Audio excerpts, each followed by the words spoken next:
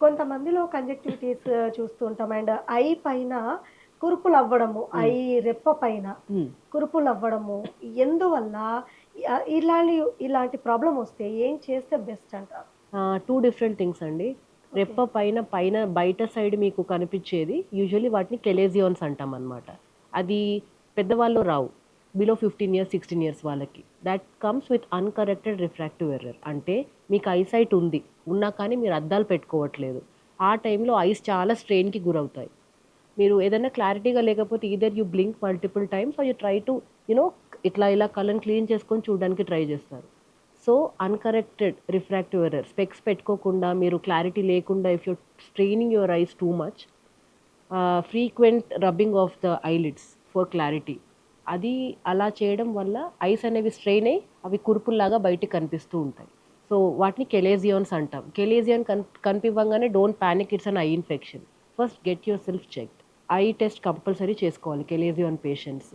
ఎంత చిన్న refractive power 0.25 అంటే నాకు సైట్ అంతా బానే ఉంది. పవర్ మాత్రమే ఉంది అని like how you said. You should never neglect. Even minor power also can lead to bigger problems. So, డెఫినిట్‌గా ఐ చెక్ చేపించుకోవాలి. నెంబర్ 2 లోపలొచ్చే కురుపుల గురించి మాట్లాడినా మీరనే కంజక్టివైటిస్.